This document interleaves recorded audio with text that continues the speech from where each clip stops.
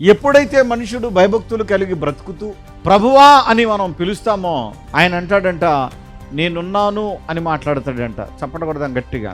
ప్రభువా అని పిలువగానే నేనున్నాను అంటే ఆన్ ది స్పాట్లోనే రిప్లై. ఒక గంట తర్వాత కాదు, ఒక రోజు తర్వాత కాదు, ప్రార్థన చేస్తూ ఉండగానే దేవుడు స్పందిస్తాడట. ఆయన స్పందిస్తానన్న మాట్లాడిన ఆ దేవుడు వెంటనే స్పందించాడు. ఇక్కడ చూడండి, ఇప్పుడు కొర్నేలీకి స్పందించాడు.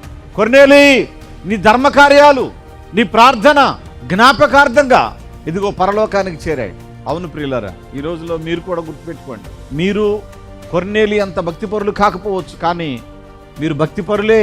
కొర్నేలి భక్తి కొర్నేలికి ఉంటుంది, ఈ రోజున ఇక్కడున్న మీ భక్తి మీకుంటుంది. ఎవరి భక్తి వారిదే, ఎవరిలో ఉండే విశ్వాస పరిమాణం వాళ్ళదే. అయితే ప్రతి వారిని దేవుడు అంగీకరిస్తాడు కనుక ఆనాడు కొర్నేలిని అంగీకరించిన దేవుడు ఈరోజు మీ ప్రార్థనలను కూడా అంగీకరించి మీకు వెనువెంటనే ప్రభువు జవాబు దయచేయును గాక.